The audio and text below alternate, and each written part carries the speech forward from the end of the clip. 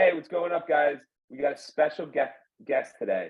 We have Keith Keppner. He's the founder of Keppner Boxing, which actually is franchising, which is pretty cool. And he has an incredible story of overcoming adversity and creating strong values. And we're going to dive into all that today. Keith, how are you doing? Doing great, Jordan. Thank you for having me on, man. Yeah, we're excited to have you on the Clockedin podcast. So, Keith, I know you faced so much adversity. You've done so much in your time. Where does your story start? Say that one more time. Where does your story start? Where did it all begin? Yeah. Where did it all get started? Yeah, man. So born in Georgia, North Georgia. My family's originally from Chicago, so I kept the Chicago sound. Born in a college town, Athens, Georgia, and grew up on 40 acres and spent a lot of time outside playing and everything else. And that was my upbringing and my childhood, pretty tranquil and beautiful. And I was really into art and things like that. But the whole time I had boxing in the background, and that, little to what my dad ever thought would happen, that ended up becoming the main thing in my life, at least over the past 15 plus years. And he would always tell people at the school that I went to, there was kind of a hippie school, that they're like, "Oh, he's such a great artist." And he's like, "Yeah, he's going to be welterweight champion of the world." And he thought he was going to make his prediction come true, because I was steering that way. But then in 2010, I got a neck injury and started coaching. And all the while, all I have is I worked at a Subway restaurant, and I'm a high school dropout basically because I had chronic Lyme disease for many years undiagnosed. And thank God for my mother. She finally got me a blood test that came up positive. So started treatment, and treatment can be a long road. That's actually a controversial topic on if there's chronic Lyme or if it turns into like an autoimmune issue. Yeah. Wow.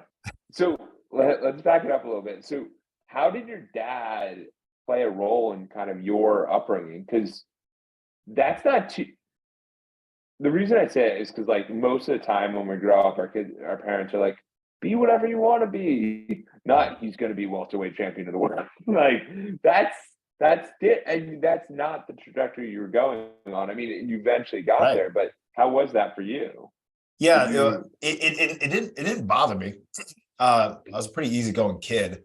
And fortunately, that translated to, a fairly easygoing adult, but I was driven as a kid. So, yeah, it was him being a PhD in neuroscience, clinical psychologist, and nationally renowned for treating anorexia and things of that nature. He knew the power of suggestion. He was actually also a hypnotist, stage hypnotist and whatnot. And so, yeah, so him saying that, he would just say it like in a passive way, just like, "Oh, whatever, not like I'm going to force you." And he told my sister and I, like many good parents, that, "Hey, you're going to do some type of physical activity." And I didn't want to do any of the physical activity whatsoever. Neither did my sister, because our focus, again, were more of the arts, which is more of my mom. And so he said, "Well, okay, if you don't pick a sport, then I'll pick one for you." And he's like, "I'm going to pick one that's worthwhile," because he's a very purist type guy. So he got me into doing a little kickboxing when I was a kid, a little taekwondo, things like that. I sparred a couple of times in boxing when I was a kid and beat the heck out of one of our family friends and kids, rather, not one of our family friends. And but then it wasn't a thing. But boxing always kind of had this interesting allure, maybe with his suggestion, but also just seeing how passionate he was about it, how much he enjoyed it. He truly had just such a deep love for boxing history, and he really fleshed out that beauty to me, I think, in a very non-forceful way, that then when I was interested in taking that step into becoming a man and become the opposite of sickly and weak, 125 pounds and carpal tunnel in both my wrists, sleeping 18 hours a day and felt worthless. I was ready to take that step into the field of diamonds in my own backyard, which was boxing. Yeah, which is incredible. And so tell us about what happened. You're describing when you had the Lyme disease undiagnosed. What was the age and like, how did that all happen? Because a lot of people, I feel like out of teenage years, are very vulnerable. And that can affect everything. Like you hear many people just being like, "Nope, I'm done. I'm not doing anything." Like, because they had a little issue as a teenager. Like it's such an emotional period, and you had a big obstacle to overcome. So, like, what was that for you? What was that? Yeah, you think was going on? So to delve, yeah. So like taking that right there and running with that, that's something I don't talk about too much on podcasts, but I want to get into it. Is that So it first manifests itself as psychological, which it can do because it attacks your entire nervous system. So it can cause anxiety, depression, short-term memory loss, everything. It's like syphilis, except it's not an STD. So literally, when you hear about people going crazy from syphilis, you can get crazy from Lyme. It's a spirochete organism, so it's a very similar organism, or it's the same type of organism, just transmitted differently. Anyway, so yeah, so here I am, starting to suffer, have symptoms that we didn't know what was wrong with me when I was in the 6th grade, and then it just kind of progressed and progressed and progressed. And I start to get this self-concept that, okay, well, I am just like, I start to relate more with the alternative crowd, with the druggy crowd, with the rocker crowd, the metalhead crowd. And that's still great stuff. I really love the music and stuff, but that's who I thought my identity was. Then I started literally hanging out with travelers, like traveler types in Athens, and homeless people. And Oh my gosh. yeah, because I thought that's kind of what my lot in life was. That's what I identified with the most, I guess. Because as you know, a lot of people that are homeless or have those type of lifestyles, they're not mentally well, and that's largely what Yeah. their challenge is. Or there's drug issues oftentimes combined.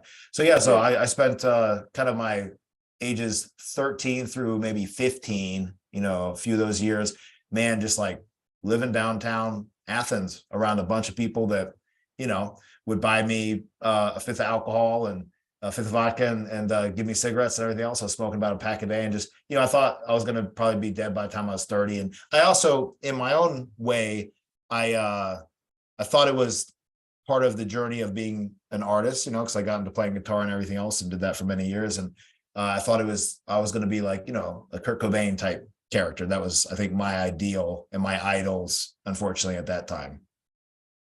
Wow. And was that difficult for you, or you didn't? Because I mean, at 13, I feel like everyone's hanging out with their friends and Yeah. just doing normal things. But were you going to school, or did you skip school at that point, or Yeah, like? well, I was skipping school a lot by the time I was a freshman in high school. I went to the equivalent of one semester over 2 years of my first 2 years of high school and then dropped out.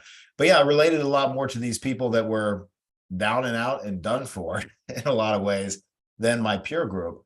And it was because I was sick. And so but I had this whole self-concept that that's who I was. And then there were glimmering moments, I think also because of being raised by great parents, and also seeing my father, the way that he conducted himself, how hard he worked at being the best he could be in his field of being a psychologist, but also as a coach, that I felt like there's something more for me. And there's always that little bit of me that still hadn't died yet, right? That was me before the illness, which was ambitious and everything else. I wanted to make movies. I did clay animation, all this stuff like that.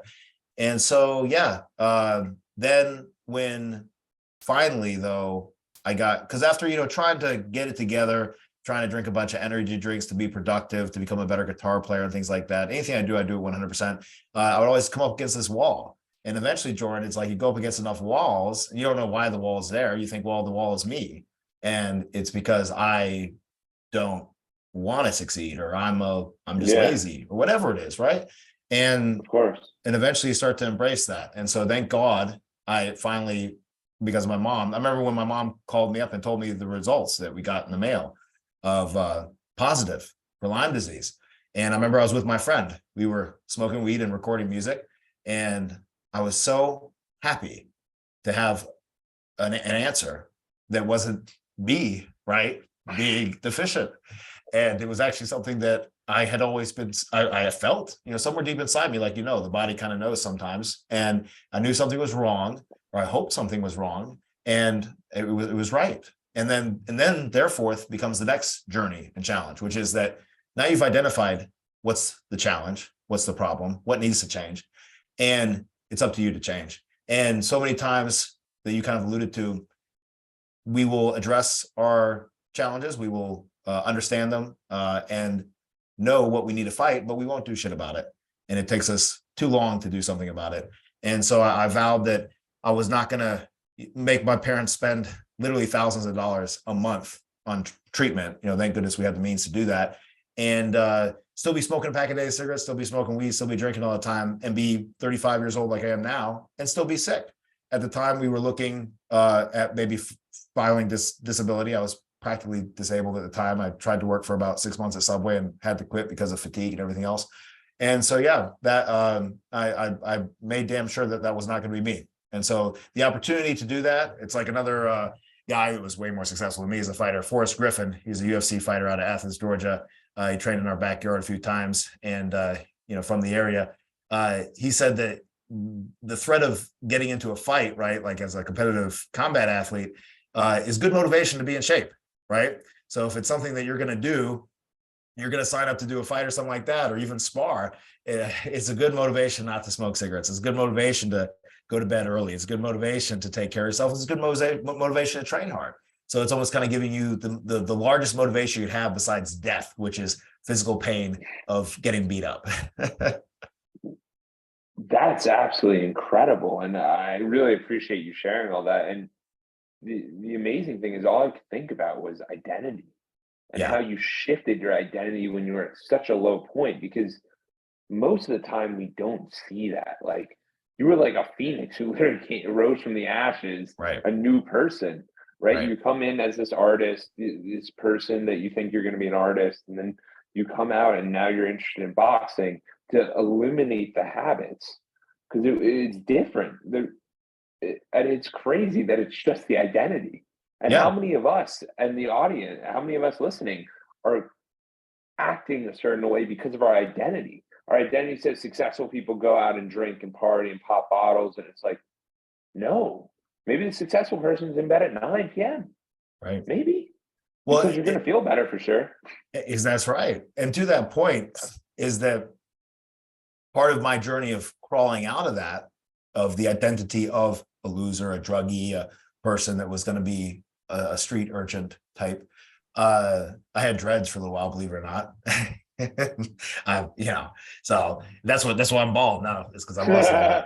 Yeah. So the thing is with that is that what was one of the triggers, and actually became a trigger for me later too, a mental trigger, was just reversing the tape back and reversing back to me before the 6th grade, before I started having challenges, and me remembering who I was. And I think that's something that's very maybe useful for anyone that might be struggling in a similar situation or going through a tough time, is we all have moments. It might just be moments that you can go back to and remember and be like, that's who I am. And that's proof of who I can be or who I am in certain moments, and to grow that or to restore that. And so I literally would just like reverse back and start reminding myself literally as a freaking elementary school kid, and how motivated I was, how driven I was. I would like just do stuff for hours and hours and hours and hours and hours because I wasn't sick as hell. And I used the same trigger actually in my late 20s, early 30s when I got into running, because I told my wife at the time I'd never run more than a couple miles. And then I'd done a couple half marathons and many races and things like that, and set a lot of PRs. And one of the triggers that I would use for myself in the last little bit of a race is I remember. That for me is remembering the struggles, the pain, the suffering of being sick, and not forgetting that, because we're all going to die. And I think we don't live our best life when we forget that this is momentary, it's transitory, and we're all going to die. And so you need to make the most of it. I love that. I love that. I think that's so powerful that you used the good portion, which was your elementary school, but you Yeah, also used the the pain. lower portion as That's well. Yeah, right. the pain. And the thing is that we don't reflect back enough. We're always looking towards the future. What's next? What's this? What's that? And I do think it's super important to look back and realize, like, damn, I overcame a lot, or damn, it was hard, or I'm powerful, or and if you're here today, if you're listening, you're powerful, Right. because life is hard. There's a lot of shit that goes on. There's so many negative stuff in the world, and if you're here listening to positive stuff like this, like, it's definitely going to inspire people. So I think anyone listening is inspiring. But back to you, Keith, like, this is incredible what you've overcome and what you did. And so take us through what was going on as you're realizing you have the Lyme disease. What does that even entail to overcome that? What is the requirements? And then how'd you get into boxing? Right. Well, this is actually where just a touch of controversial comes into play. It's become more accepted, thank goodness. But my treating physician, Dr. Jomsek, he actually started with HIV in the 80s. and then got into Lyme in the 90s. And so anyway, the benefit for me, he was one of the best practicing physicians in the nation, and he was in South Carolina, and so very close to North Georgia. So we started treatment there, and then because of different things with insurance law and requirements and things like that, he had to leave South Carolina. He had to go up to, I think, North Carolina, and then eventually now he's up in DC. And so it ended up, at least the last little bit of my treatment, us literally having to go up to DC, Washington, DC to, to have a checkup and whatnot. And then with antibiotic treatment, there's something called the Herxheimer response, which is that you get an exacerbation of symptoms when you start die off and you start killing off this organism. Because with Lyme disease, because with Lyme disease, what makes it so dangerous and problematic is that it's a spirochete again. So imagine a screw-like organism, bacteria, that screws in or drills into your cell walls, hides out in healthy cells. And also it can encapsulate itself in a cyst form. And if I remember correctly, this might be out-of-date information, maybe it's different, but it can lie dormant for, I think, up to at least a year, maybe a couple of years. So you can get bit by a tick, not get a bullseye rash, which I never got a bullseye rash, and not have any symptoms until, let's say, 6 months later, a year later. And then your symptoms might be something like I first experienced, which was anxiety and depression, nauseousness, things like that. And think, oh man, it's psychosomatic, or think it's something that needs to be treated with antidepressants. And during my treatment before we identify what it was, one of the antidepressants I took, out of the best meaning type of treatment, actually made me go psychotic. So I literally had hallucinations and everything else because we're treating something that wasn't the problem, right? And then I also had neurotoxins released from Lyme disease in my brain and everything else. So so treatment started. Now, in hindsight, doing competitive boxing training and treating a possible chronic illness that affects your immune system is a really dumb idea. You never want to do that, because the immune system is what heals your brain from trauma. And so the subconcussive injuries that you get from heavy sparring in boxing and things like that, you need a healthy immune system to recover. And so we would do things the right way as far as having enough time between hard sparring sessions to recover. But it wasn't a smart thing, looking back at it.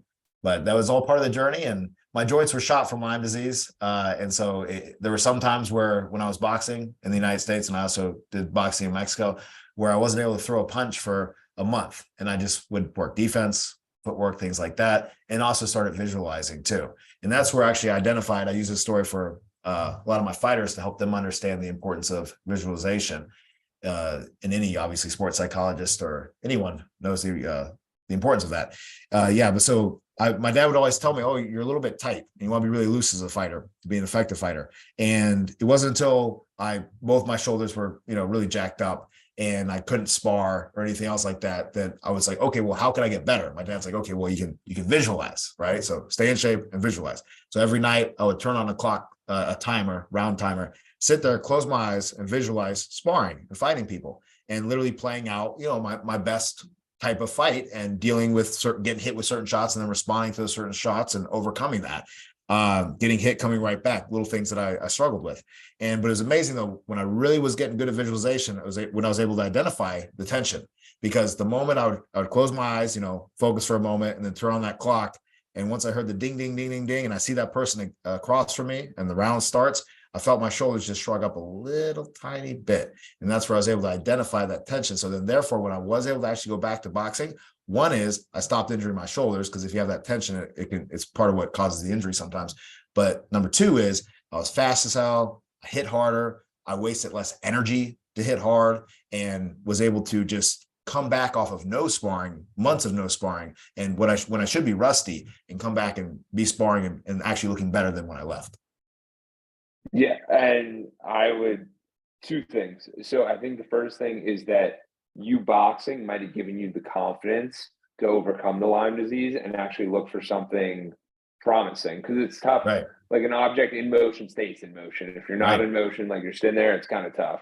The second thing with the visualization, I want to say there was a study done regarding basketball. Right. You've heard about this one, right? Yep. Free throws. Yes. I was going to say, I want to say it was like they broke up the group. Half the group didn't take any free throw shots, just visualize. The other half did take regular shots, the visualized group actually did better. Yep. By about 1%. And Yeah.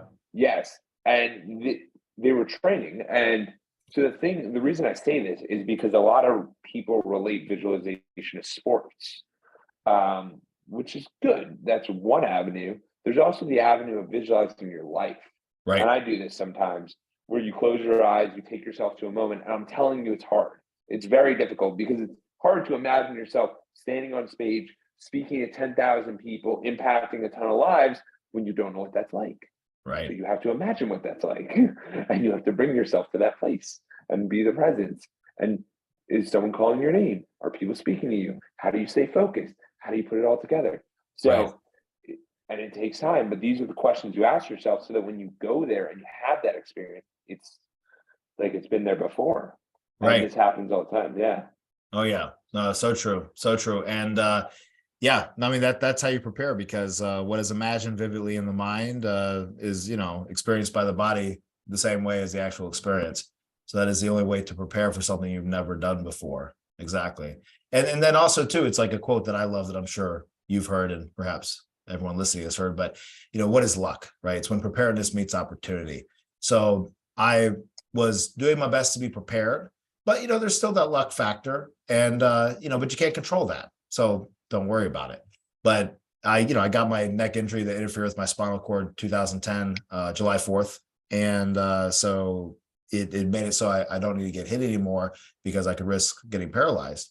And so that actually really, though, Jordan, got me off of the personal development train for a little bit, because I had to get on the personal development train to get myself, as someone that was never an athlete, someone with a chronic illness, to even get to the level of competency with boxing, to the point where I could actually even spar with like a national champion and things like that. So yeah, so it kind of left a bad flavor in my mouth, because I became such a true believer that, I was going to succeed at this, and I burned all my boats, and I was like, do or die, going to make this happen. I did, I was 22, 23 years old or whatever, 23. And so I had the kind of, you ever see $1 Million Baby? You ever see that movie? No. Okay, so it's a movie about a woman fighter, and directed by Clint Eastwood. Great movie. Okay. The end is really horrible and sad, but I was prepared for that type of situation at the end, because I had sunk all my ships, man. I didn't have a girlfriend, no dating life, nothing, and I had honestly a really bad view of women, and because I was just keeping away from everything and just locked on my one thing. And obviously, I missed out on a lot of things because of that, and a lot of growth, but I was hyper focused. Which it can be good at the same time. Right. The crazy thing is, as we're going to progress through your journey, to opening the boxing gyms, to coaching, to Yeah. everything, as I'm seeing it, I realize that you're, it seems like your hardest client was yourself. Right. Like, to coach, because I mean, you had to Horrible. coach yourself, Yeah. yeah, from a very difficult place. Because I mean, the way you describe it, you're like chronic illness, this, that, nothing, no athletic ability, like just trying to get that. Like, you had to coach yourself, and like even those times without your shoulder, your visualization.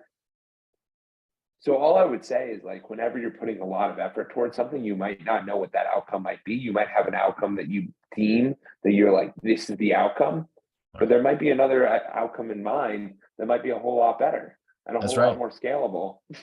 That's right. You are stacking skills, and you just got to decide where you're stacking them, right? Or use the stack.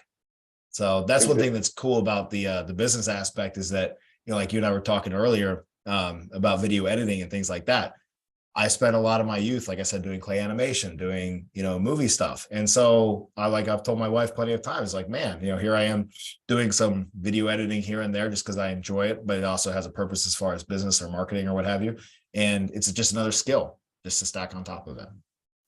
And most people don't realize that like little things that you've done before in your life, because it's been interesting. The last few conversations I've had with people was, how do you know if you have a passion? How do you find that passion? What is that passion? And the answer that I keep getting is where the energy flows. What Mm, gives you energy? What is that? And so it's interesting to me because as I see you talk about boxing, I see you like I see the energy coming through with it. But there's also that creative component. So that's the right. energy as well. Right. So it's what in you as the listener has that energy? You know what I mean? It might be two polar different things, two totally opposite things that you never would have thought, but like that's what makes the human experience unique. That's what Right. makes it cool. Well, and also real quick, Jordan, too, is that where I was extremely lucky, outside of obviously being alive, which is extremely lucky for anyone that's alive, but is that I was limited on my options, right? So, if you're a typical person in America, in 2023, man, you got like all the damn options in the world. And if you're in your early 20s, man, you're just bombarded by options, right? Options that other people are telling you to do, options that you're seeing that seem appealing, right? And it's just death by 1,000 options, man. And so that's where I was so damn fortunate because I wasn't like not close to my father, but I wasn't like that close to my father. I was more close to my mother until I started boxing. But why did I start boxing? It was like the only goddamn option I had, man, because it was like I'm a high school dropout, so I'm not really going to pursue that. My dad was like, "Here, you want to like be a mechanic or learn a trade?" I'm like, "No, that sucks. I don't really want to do that, even though it's a great thing to do." But it was like, no, I have no interest at all because, like you said, it doesn't have the creative component to it. So boxing for me, like the way I described it to people when I first started getting into it, it's like improv ballet. So it has that improvisational aspect, which I started to get a lot of appreciation for jazz before I stopped playing music and got into boxing. And then it's that physical aspect of it's coordinated dance in a sense. But yeah, so I was fortunate though, because I had almost no option. And the same thing when I stopped boxing. Here I am, 23 years of age. I have no skills really. Not really. I really just don't have any skills. And I'm a horrible employee, especially at that time. I've learned how to be a better employee now, probably. But yeah, man. So it's like, well, what am I going to do? And so that's where my dad was like, well, you spent all this time studying boxing, everything from the history to everything. And I literally was mentoring with my father the whole time, where he was my best friend. He and I were best friends.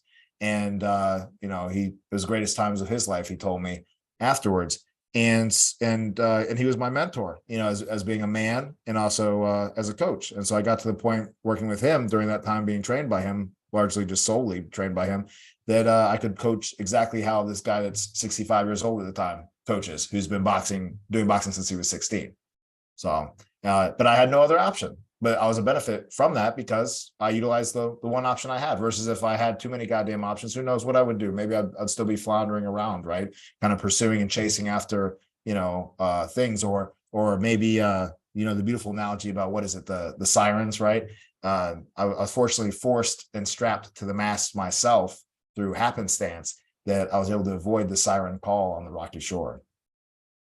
I Yeah, I absolutely love that because I mean, in reality, it's incredible because you're right. At this day and age, there's so many options, and people juggle around and they jump around and they do so many different things and don't know where really to spend their time because they're like, "What are you passionate about?" I don't know. I'm passionate about this. I don't know. I don't know. Try this out. Try this out. And it's like, let me do this course. Let me hang out with this guy. Let me do this thing. But for you to put your head down and really jump in is Yeah. incredible. It's awesome. And it's a level of mastery that very few get to after a Right. certain while. Oh And yeah. that's why you're able to coach. And then also learning from your dad, who I did light math, it sounded like he was 50 years, 49 years at that time of just Right. coaching and boxing. Like, that's absurd. So, of Right. course, he's going to transfer the knowledge over, and you're going to be a level of expertise that you had no idea that you thought you were working towards, but Right. it's just a pivot point. It's just a pivot point, and everyone's got one in their life, and it's just when's it going to come? So you pivot to what? Coaching, or was it opening the gym, or what happened? Oh no, so coaching. So again, being the artist type, so not appreciating the mindset of business and everything else that goes into that. I say business just because that's a good overarching word for it. But it's so, it's so nuanced, it has so many aspects. But yeah, so my dad was a classic engineer type, right? So he thought, he initially he wanted to be an experimental researcher, but he just knew he couldn't support a family off that; it'd be so hard. So that's where his heart laid, and that's a lot of where my heart is as well. Is kind of like all this learning and all this type of stuff. Anyway, conceptual ideas. So but there's a practical side. And so anyway, the coaching aspect is I approach it as a pure practitioner. So it's like, I'm just going to be the best and absolute best coach I can be. And this is actually where my father, had a misjudgment, right? Because of him being older and everything else. And it was beneficial for me to obviously progress on. But he told me, yeah, Keith, when you're my age, you're going to get about 15% better as a coach, maybe, 10% better. And it's like talking to my wife, who met me probably about a couple of years in the coaching. It's like, honestly, because she's very honest with me. It's like, honestly, how much better of a coach do you think I am? She's like, well, it's like multiple times better, right? Because I've, obviously gone from replicating to now, adding and now growing and continuing the evolutionary process. But anyway, so right to coaching from it. What my dad did was actually basically trick me into coaching, because when he first proposed the idea to me, I used to be a very negative person. And so he said, hey, why don't you try to coach? And like a few weeks after me having to stop boxing. And I'm like, dude, that's like being like, hey, do you want to watch your like ex-wife make love to somebody? Because it's like, this is this thing that replaced all sexual desire, all, any desire. Everything. Yeah, it was my everything. So here I am going to go to the same gym where the dude that helped show me I had this neck injury is there. He's a great guy. He coaches now, and I'm friends with him on Facebook. But like, dude, like I don't want to be around that, So anyway, I came back up to the States. We're in Mexico at the time. I personally came back up to the States, and he came up for a little while as well. He started helping out some guys in this little podunk gym in just the middle of the country, some MMA fighters and things like that. And so he's doing this kind of boxing thing with them like once a week. And then one week, I don't know if he planned this or not, because he's pretty sly in a lot of ways. But he's like, hey, Keith, I got this other thing going I got to take care of. Do you mind just jumping in there and coaching for me one night? I'm like, gosh, geez. So anyway, he convinces me to go do it. I go do it. And, of course, I'm nervous and everything else, as anyone that is that first starts doing anything like coaching, no matter how much experience you have around something. And the guys really enjoyed working with me. I enjoyed it as well. He's like, oh, Keith, well, how about you do it again next week? And so then I just built up this thing where I just started coaching. And that was where I was able, he helped me pull and come out of the dumps of feeling like my life was over, helped me realize that there was a whole nother life I had. And so I, indebted to him forever for that. And so then started coaching, started having some success with fighters, more success than I had as a fighter, right? Pretty quickly. And within literally 3 years, I produced somebody that was a state Gold Glove champion. And, after 3 months of training them, and they'd have no boxing experience. And I partnered with somebody. That partnership didn't work because I didn't enter into the partnership again with any idea of business or anything that entails. And so I ended up starting my own thing. And at this time I had met who would be my future wife and business partner, Lissa, and she had managed a gym, or was managing a gym at that time, near Atlanta, Georgia. At that time, it was about like maybe 7 years of managing it, or 6 years. And so she told me, no, Keith, don't start your own business. And so she's real risk averse. And largely she was right in a lot of ways. Like, I didn't have the skills to start a business that would actually succeed. And because I came at it fully from this idea of where a lot of boxing coaches come from it. And that is that you need a day job to support your boxing gym, or you need to be independently wealthy, right? And so a lot of these guys that start boxing gyms, maybe they've earned their money somewhere else, or they get, an investor or whatever, and then they go to train on pro fighters and things like that. My goal at that time was strictly just to produce a world champion. And then I realized, okay, well, I need to get general public in here to kind of support that, and So against her advice, I went out on my own. And, but what little did she know, though, is like, my whole goal with that too was, I'm going to make a life for you and I, and we weren't even dating at the time. But it was like, I'm going to, frankly, use your skills that you have and your experience and your knowledge to help me succeed with this business and get you out of your situation at your gym, which is good. Like, there's a lot of great people, and her boss and everyone else helped her out a bunch. But it was just kind of this, like, she had her own things that were going on with that. There were hangups and troubles and drama that she needed to, frankly, just get away from.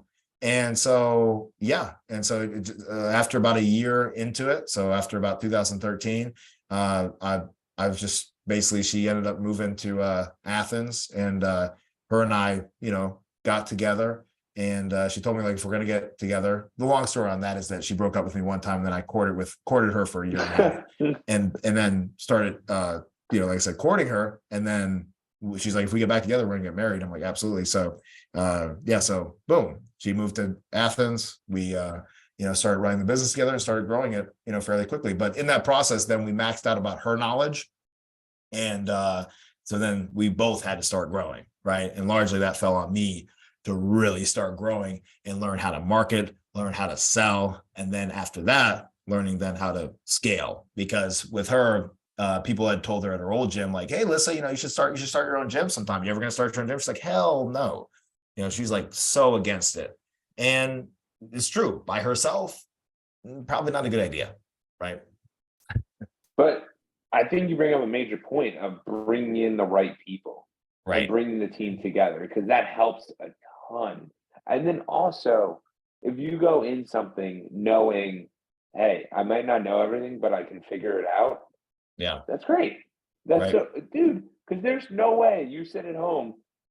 And it's funny because I'm knocking the visualization. There's a visualization of it working, and then there's a visualization of like, hey, we got a customer complaint. How are we going to handle that? You just handle that in the moment. You just Right. handle that one, and you figure it out. Like you Oh, tell them you're yeah. sorry, and you just do what you can to make it right. But there's so many things that you couldn't even go through every situation, but you're going through the school of hard knocks, quote unquote, Right. and that's what's making it really happen. Right. So how is that? Yeah. Well, and to your point on that, so two is one is, you know who Jordan Belfort is, right?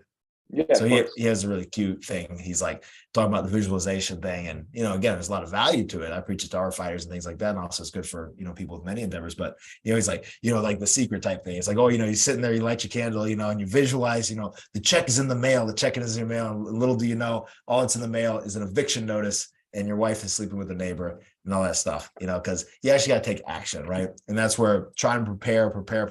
And this is where the creative side comes in. I've heard a lot of things about personality traits with entrepreneurial type people. And I would say I happen to fall into a lot of those because, and actually not into the management side, which is actually the place that I struggle the most. But that's the creative, the risk taker. And, you kind of enjoy sloppiness because you know that out of sloppiness is actually like kind of the definition of creativity, right? Yeah, absolutely. And the best part is, and most people don't realize this, but whenever anything starts, it's always going to be the worst, which Right. is the best. And if something's the worst, it's the best. Because if you're seeing this on YouTube, you can see my background, the lighting, it all looks good. The first 50 episodes, Yeah. it was anywhere I could find. I got lamps. It looks ridiculous, but Yeah. things take time to refine them and look nice. And like, it just takes time. But that's Yeah. the best part about being creative is that you can create whatever you want. You can put it together in Right. whatever way you want, which is the fun part, That's right. which That's is right. absolutely the fun part. So when you guys started getting into the businesses, how'd they did? What's How'd that? the businesses did? How'd the boxing gym end up going? Yeah. Well, so, so intelligent part was opening up out of actually, it was not intelligent. It was just out of resources, so open up super, super small. Right. And like 1,100 square feet, which is super tiny for a boxing gym, especially one that has a ring in it. And so we maxed that out.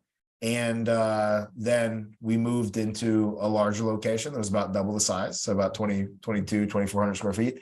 And in a better part of town.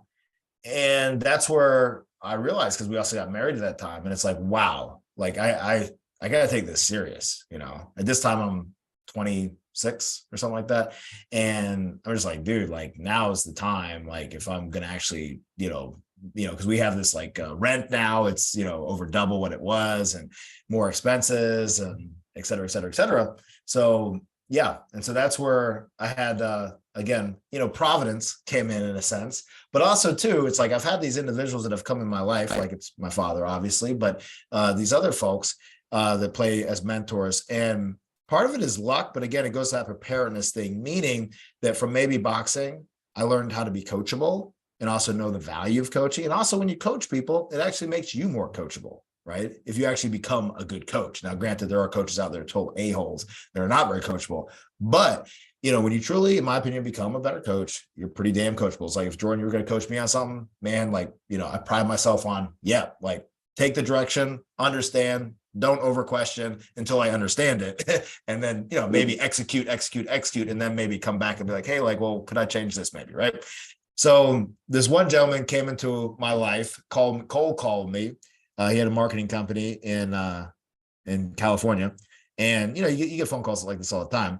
And at this time we had tried Groupon, and, that had only done so much. People that do Groupons, obviously Groupon died as a company, but or largely died, it's practically dead. But people that do Grouponing, they're loyal to Groupon, right? And it is very hard to convert those people. And so that was one form of marketing. We tried some Facebook ads, not a lot of success because we didn't know how to do it, right? And so it's one of those things that you start developing these stories as a business owner.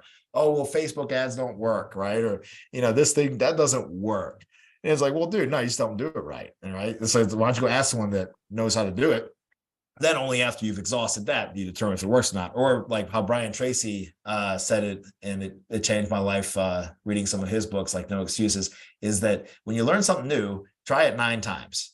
And once you've tried it 9 times, then you can make a determination if it works or not. Right. So if you learn a new sales, close or whatever it is, marketing strategy, like give it 9 times. And then after that, then you can decide. Right. So anyway, this guy, Vernon, calls me up and he makes me an offer I can't refuse. Because at this time, too, I'm like the typical small business owner where I don't want to spend any money on marketing. Same with my wife. She does not want to spend any money on marketing. And so, yeah, he says, hey, look, I will put up the ad budget and you make the sales, Keith, and I will split the revenue with you. You just got to sell them through my portal so that I get the money first, and then we'll split it 50-50. And, I'll cover my ad costs and make something off of it for just generating the leads.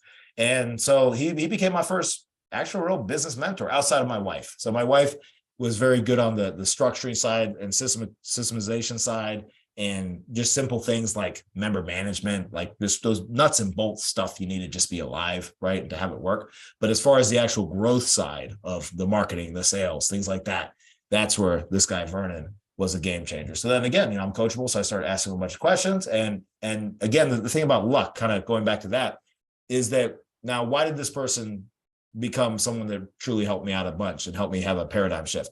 Well, because I was not a know-it-all with him. Maybe I said some stupid things like, oh, I don't think that works, but I was open to it. Right. And I also showed that I was going to execute. Right. And so I see that a lot of times as a coach, right? Whether I'm coaching someone as a business owner or coaching an athlete, is, man, like you can say too, Jordan, it's like when you work with somebody that receives the feedback, right? And they go home and they do their homework, right? And they put in that extra work that you asked them to do, and then they do a little bit more. And they take the direction and all that stuff, all the little intangibles and soft skills and just everything that goes into being a good coachable person.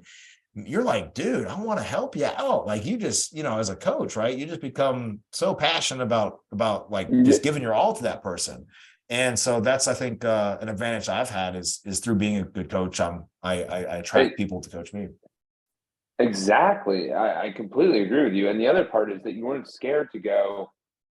You weren't going to go, so you give me the lead instead of you splitting it 50-50. I get 20, I get 75. You get, dude, because people get greedy all the time, right. And they're not like, there are so many deals that people do where they're just taking a loss just so that they can have that person in their life, because they're like, this person's going to help me in some way. I'd rather take less money and work with them. Oh yeah. And I'd rather get the smaller part of the pie, but at least learn what they're doing. Like, and people don't realize that because everyone's like, I gotta get a deal, I gotta get a thing. And it's like, no, sometimes you just need help. Like, oh yeah. Well, and frankly too, I see that with team members, right?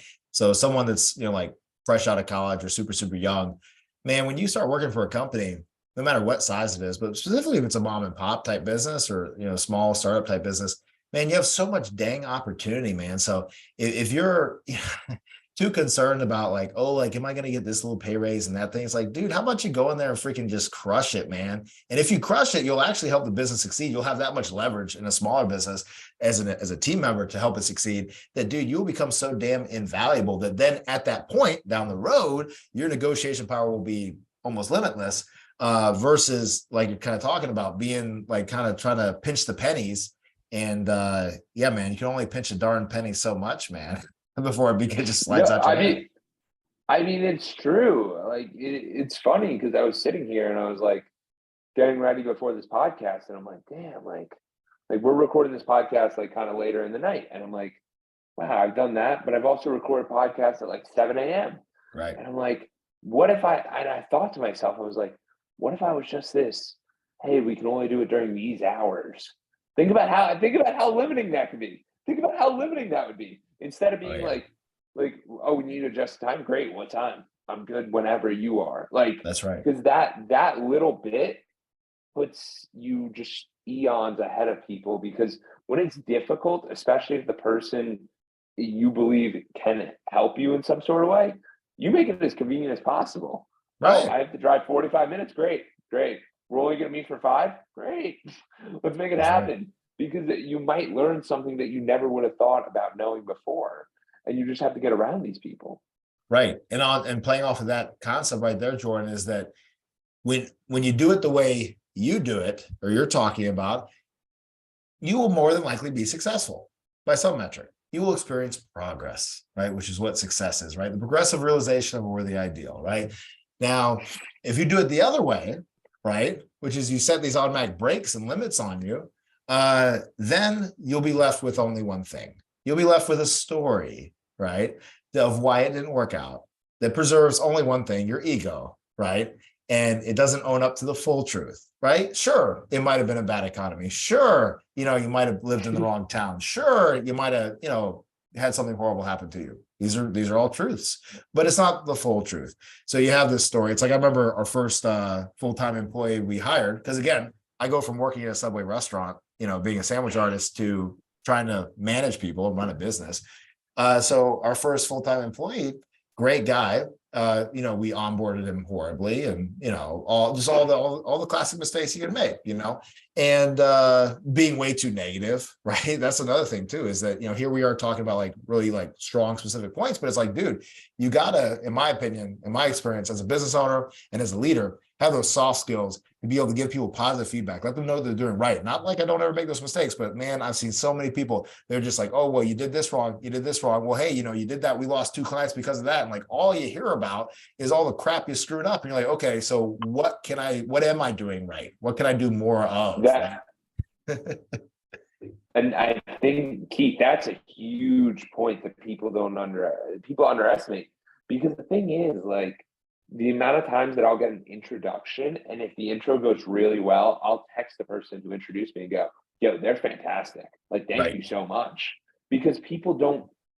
It's not just transactional. Like, you have to have it deeper than that, and you have to be like, "Yo, that was a really good relationship. I Right. appreciate that." Or even if someone because what people don't realize is that affirmation of going, Keith, you were a really good listener today. People are going to listen more. like they want the compliment. It's like a dog getting a treat. And I Right. make it that simple, but it's the truth. If you have a human and you want them to develop a good habit or a good value, you go, great job saying no to the bully or telling Right. or punching the bully in the face. Right. I'm not saying that that's right or wrong. I'm just saying like you stood up for your friend and that's a great value. Maybe Right. we don't take it physically, but like it's a good value that you stood up for your friend. Because there's so much like I keep getting suspended. It's like, what happened? And I think it's that questioning of like really working through it and getting to that deep understanding of like what actually happened here instead of making that assumption. Because I know, Keith, you run a strong family dynamic from your parents to your Yeah. own family that you were Right. telling me about. And it's how do you even develop some of those values? Because it's so quick that we can go, oh, you had a really long day. You had this, you had that. Now you can get upset at your dog. Like, you know what I Right. mean? You can get upset because it's a trigger. Oh, daddy, how are you doing? You're too much energy right now. I don't need it. How do you Right. overcome that?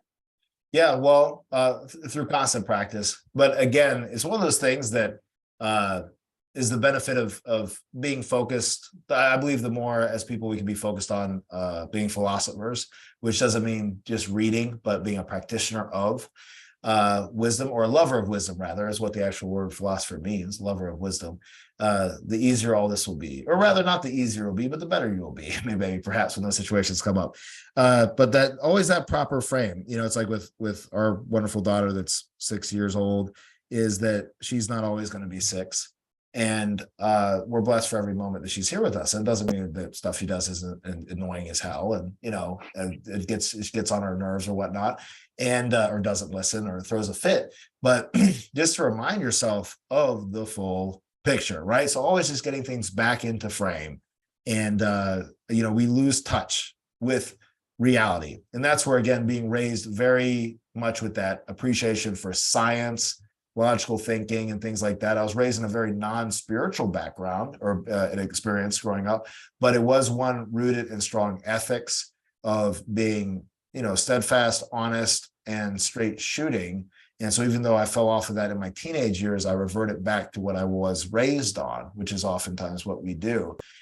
And seeing the representation that my father did, which was that he was always there for my mother and he was always there for us, outside of any, he had his own psychological issues that he struggled with, which is oftentimes why people get into psychology. And but still, he did his absolute best to maintain that. So I saw that demonstrated, and I saw it demonstrated during my formative years, right? Becoming a young man, which was very important. Being able to model a 65-year-old, 70-year-old man is something that I think we miss a lot in our current culture.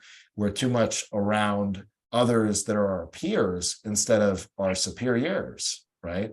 And so therefore, it's the lost following the lost.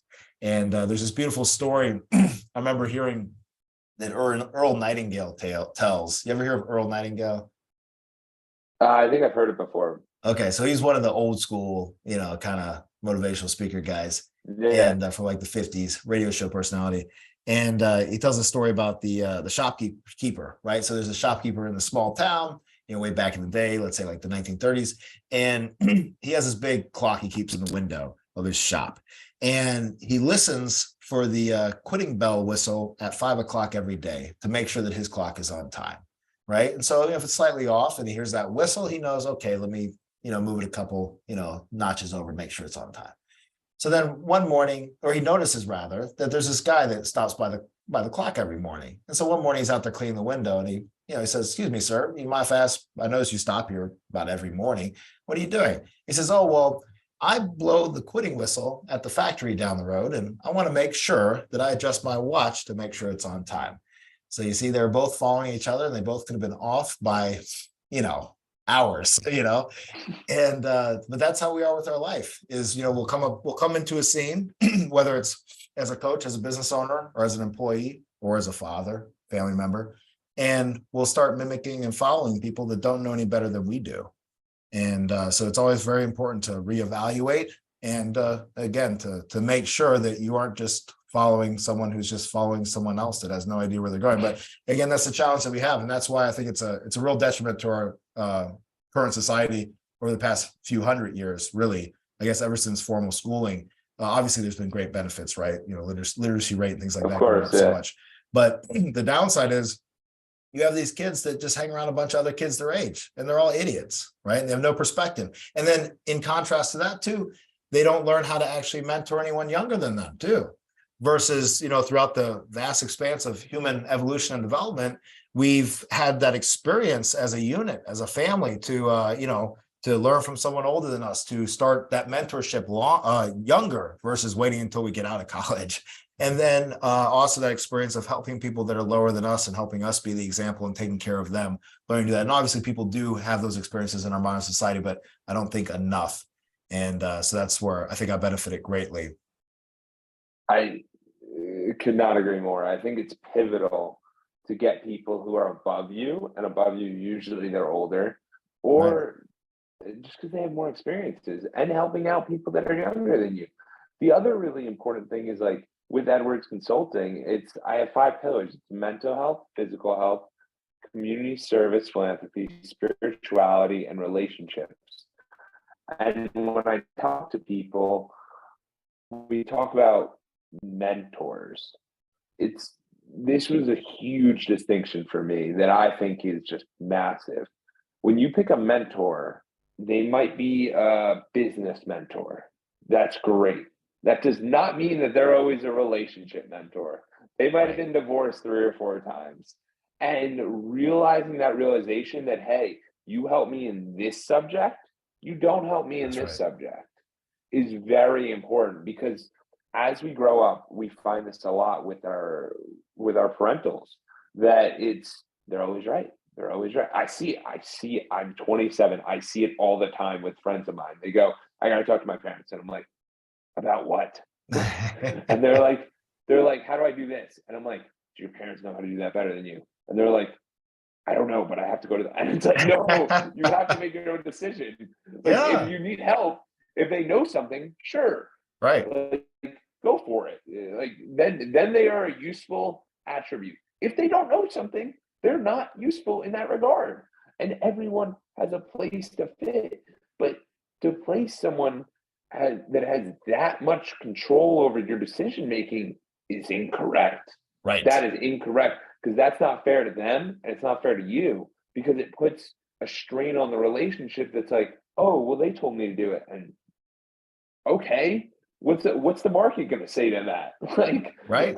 No, exactly. just And off that note, that's where, I had to find those mentors on the business aspect, because my father, ran a very successful practice, but it was a sole proprietorship, and yeah, it was, he had these stories, and I'm sure I have stories that I'm maybe not aware of that are self-limiting perhaps, but there'd be these stories that, as we know with our parents, right, we're very good at identifying the holes. But the story of the golden handcuffs, right? So I remember he would always tell me about one time he went on vacation for a couple weeks or something like that. And he literally lost half of his practice because it was all based off of him. And I remember when as part of he and I's falling out towards the end, it was kind of like the prodigal son situation, but I guess it didn't result perhaps in the same way. But that struggle between the father and son.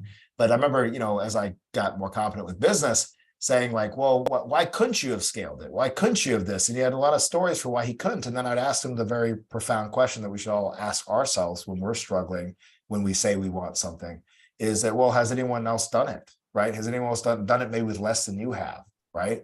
And if there is anyone else that's done it, right, that succeeded more than you have with less than you have, or just as much as you do, then what you're saying is an excuse, and you have to identify what your blind spots are and move forward. And that I was, well, yeah, I just want to hop in. So I'm sorry for cutting you off, but that you're good. accountability of, has anyone done this before, is so massive, because there's times where I sit there and I go, ah, oh, dude, this is impossible. Like, I've heard no 40 times today. Why am I still going? And then you're like, wait, you're telling me that one guy's done this? Like, that one guy who has nothing has done this? How Right, did he do that? Like, what is he doing? What is right, that? And it's just realizing that, dude, anything's possible. You can go after whatever you want. You just have to go after it. And most people are too preoccupied to even go after it, right. with their friends, going out, watching TV, doing whatever.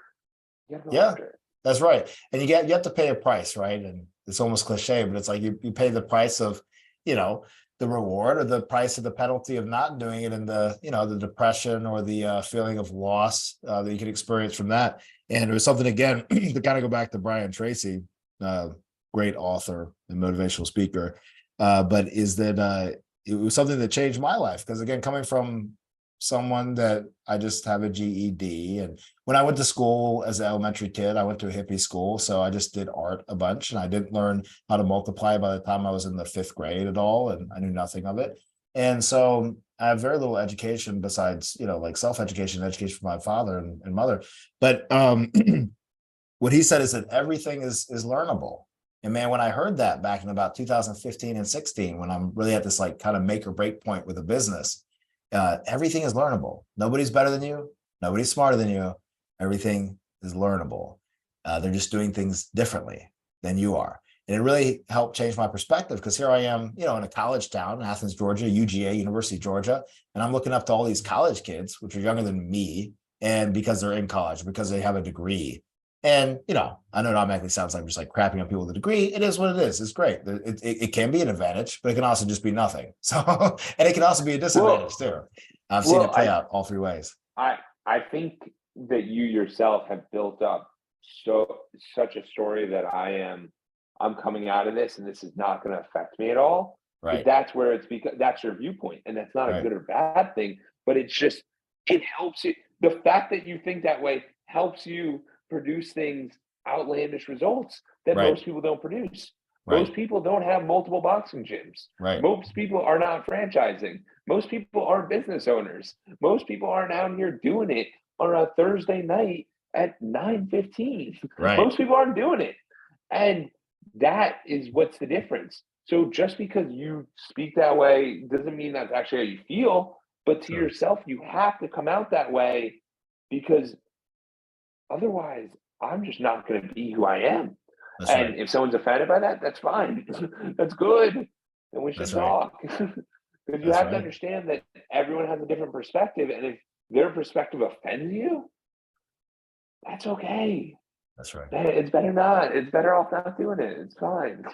But that's one thing about kind of steering back to the family thing, though, is that it was something that uh embracing that role, as a father, right? And that's helped me as a business owner. It's helped me as a leader. It's helped me in all ways, shape, and form. And that's where business prepared me or helped grow me, I think, in abilities of fatherhood and everything else. But, there's a lot of research studies that show and support the value of, for instance, men and women both, truly. But, just talking about, what I know the most about, which is a man, which is myself, but is just the inherent value of having a child, right? Men that have a child in the house are more likely to be employed, right? Men that are married are more likely to be employed. And I think we can all agree, everyone listening, that if someone is employed, they're probably adding more, or rather employed or own a business, they are adding more to a society than someone that isn't, right? And again, taking away people that have disabilities, people taking away people that, for a moment in time are not that. But on the average, it's not about what you take from people, it's about what you give to people. And nothing more beautiful you can give, I think, than giving a service and value to people, but then also giving that same service and value to your wife and to your child or children.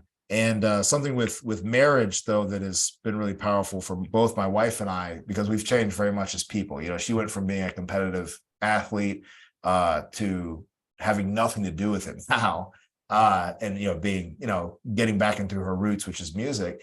And then with myself, I went from being like this certain type of attitude to now this other type of attitude. Is that growing with people, right? You want to find someone that challenges you, man. And some people don't want to put up with that. And it's hard, man. It's hard when your wife calls you out. And it's hard when your husband calls you out, or when your significant other calls you out in a loving way. But it's because they believe in you. Right now, if they're calling you out to put you down, that's different. But you have to identify it. And if you don't have a partner that calls you out on your crap and tells you when you're screwing around and doing wrong, they're not a good partner, man. You don't want the person that is like lulling you to sleep and telling you like, oh, you don't need to try to tread water so hard. You can just float. Maybe you can just let that head drop underwater. Maybe you just go underwater a little longer, right? You're going to end up drowning. So Well, having those people that are going to be straight up with you. So having people that are going to be honest with you, tell you the damn truth, and also that believe in you and your abilities. 100%. And the other thing is to realize that if you're a business owner, you might be there physically, but your family's still there in some other way Right. because you're not there. And so that's that realization that like Keith comes on, I'm like, oh, what time do we have? Like, do we got enough time? Do we have this? And he's like, well, my wife's training for another 2 hours on the violin. I'm like, at 10 o'clock, like that's, you know what I mean? That discipline makes you want to go, okay, I'm going to bring it a little more. Like, I'm Right. going to bring the energy a little bit more because it's like, it's not like a competition, but it's like, yo, she's working. Why can't, like, the violin's harder than a conversation. Right. Like, That's right. Well, and to that point is I had a beautiful talk with somebody. I won't say more about who it is, but it wasn't my wife. It was somebody else. And someone that I'm in a little bit of a mentor position with. And they're real young, they're 20, early 20s. And I think, well, rather, I would guess to say that I know they took this the right way, maybe with perspective. But I asked them, who's the most successful person around you in your peer group and your people that you hang out with, right? Not me, who's 35 years old. So automatically by default, I yeah. should be more successful than you are, hopefully. But, who in your peer group is more successful than you? And they're like, nobody, and they kind of said it a little bit, with a little bit too much confidence. Like, I don't know, like not being like, oh my God, there isn't anyone more successful than me. What am I doing? Right. And so I hope I was able to call them out on the blind spot, but it's such a horrible thing is that, man, if you are not around people or challenge yourself to be around people that make you feel like less, right? Make you feel less than what your mom told you were, whatever, right? And yeah, it's so important. If you're around someone that's, drinking all the time or, just not taking care of themselves or frankly just has a horrible attitude, it's going to rub off on you. And again, not that you can't help someone be better, right? If they're hopefully you're superior in some other way. But being able to identify that is super important. And that's something as well. It's like, with every foundation, like I know that you're on that journey of, getting married, Yeah. getting a family and everything. And making sure you find the right person, just like the right business partner, but not only find the right person, but make yourself the right person, right? Because we forget about our role in a relationship. And it's been so powerful, because I'll talk to people about their fitness and health and things like that, not just about boxing. And just for people to understand that, hey, man, you don't need to nag them about it necessarily. But if you start to change, they will inevitably have to change to some degree. It will affect them in some way. And it might affect them in the way of they're like, I don't like this person anymore. I don't love this person anymore. I don't want to be around this person anymore. But if you're actually changing in a way that is positive, that's actually growing you, then that's okay. That's fine. But when you're in a relationship and in a situation and in a business where you embrace and both agree that progress is happiness, that growth is the goal, right? And have your ideals aligned, or rather your ethics really, then the sky's the limit as long as you both stay on that path. So I know there's been plenty of times like my wife would say that, she felt like I was leaving her behind in a sense, because I was on, at that time, a hardcore growth trend. And man, when she first met me, I was not on that and she was kind of on it. And so I kind of felt left behind a couple of times. And so to be with someone that challenges you, that makes you feel like, man, if I don't up it, I feel like they're going to leave me behind, not because they're not going to love me anymore, but just because of your own freaking self-concept, your own Yeah, value in yourself. I mean, you brought up a lot of major points. I love that your progress equals happiness Right. because too many of us rely on like, hey, I got the promotion, now I'm happy, or I'll be happy when. Right. You know what I'm talking about. The little bit of progress makes it a huge difference, and I think if you can find a win each day, it's much more powerful. And the other thing that you were talking about is inside of any relationship, if you're upset with the actions of someone, take accountability. What do you mean, Jordan? You're telling me someone was screaming at you? You have to take accountability? Potentially. Yeah. Potentially. Maybe Yeah. you asked a stupid question. Maybe you didn't. Maybe you just rambled about yourself. Maybe you weren't talking about them. But having that awareness to go, hey, how was your day? How are Right. you doing? What's And, happening? and better yet, just Or to play off that, just interrupt real quick, is it might not be in that moment you screwed up, but maybe you've been screwing up all week. Maybe you've been screwing up all month or all year. Right. So yeah, it usually is. you could say, oh, dude, I was totally sweet that time and they totally blew up in my face. But yeah, what were you doing before that? Right. Yeah, and it's the consistent action of the way I like to view it is deposits. You want to Mm, everyone thinks about it in a negative sense, but like, dude, building deposits with people, doing little things to be like, yo, here's a little bit more, here's a little bit more, here's a little bit more. Like, you're doing a great job. Like, a compliment's a deposit, a conversation, a walk with someone's a deposit. Listening, hearing them out is a deposit. A meeting with someone is a deposit. right. Anything that you're doing is a deposit. And when you deposit it so many times, after enough rapport, it's like they're going to sit there and go, Jordan, what do you need? How Right. can I help? What is it That's that I right. can do? And that's in relationships too. Because if you're just providing so much instead of like provide, take, provide, take, provide, take, it's like, no, it's got to be give, give, give, give, give, and then maybe an ask, That's not right. a take. That's Yeah. And right. it just changes the whole dynamic. Yeah. I think it's Very huge. powerful. But Keith, you're incredible, man. Your stories from the art to the philosophy to the boxing to this to that. I just think it's so profound, and people need to go after it. So we're gonna wind it down, but what's going on with Keppner Boxing? What are you guys doing? How's it growing? How's that? Because I know we got to talk about that a little bit. Yeah, sure. Yeah, so we, started our business 2013, and then we had our daughter about 6 years ago. That was the catalyst for my wife to step out of the business, the day-to-day operations, and then really the starting of me do it as well. And so then we, basically fully stepped out of the business, and it was still running and growing. And so I was like, okay, well, what's the next step? And again, going back to that progress is happiness thing, it's like, well, it's kind of like a lost 6 months where it's like, what the hell are we going to do? So we kind of started looking at different ways to keep doing what we're doing. And at the time I started kind of coaching some other business owners and things like that. And, I really love the double B, right? Boxing and business, man. Just something about those two Yeah. things together I love. And, so I was like, well, what's the kind of next step? And it's like, do we want to just do pure corporate location expansion? Still something where, you can do in Yeah. adjacent with franchising. But the franchise model is a really great model where it's coaching baked into it. And it gives it's our baby, right? And so we want to, it's enough training wheels on the business and on the brand and things like that, that, you have a lot of power to help people do things the way that is ethical and is the way that you want the brand represented, which was our biggest fear. Because with boxing, there's a lot of great aspects to it, but there's some obvious downsides to that type of business.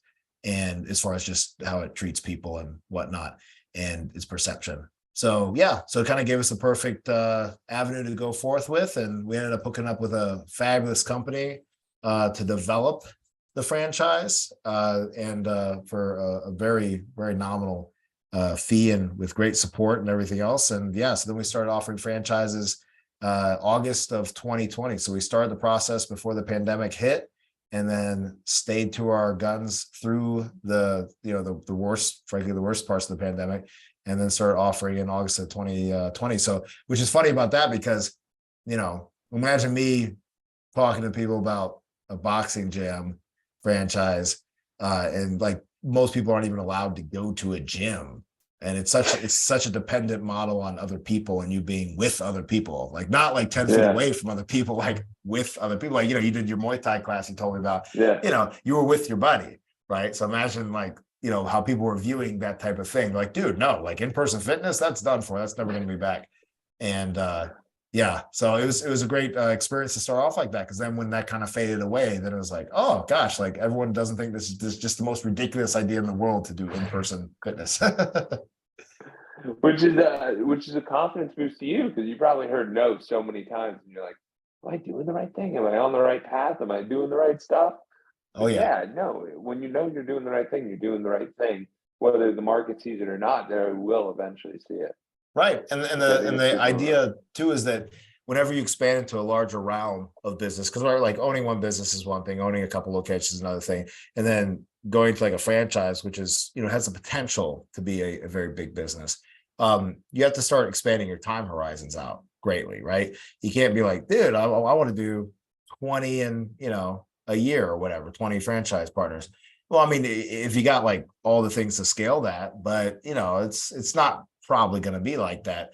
And so just really expanding out that time horizon, again, similar to what you alluded to earlier, is just going along that journey, and knowing that things aren't going to be perfect, but you're going to learn along the way, and you're going to bring in people that are going to that have experience, that can help you succeed. Just like if you're a fighter or anything else like that, you bring in a coach that has experience. And so we've been really fortunate to have individuals on our franchise team that have worked with brands with over 600 units and things like that. So they've literally done this 600 times. And so that Yeah. value for emerging franchise is just so powerful, because I mean, gosh, that amount of repetition is just remarkable.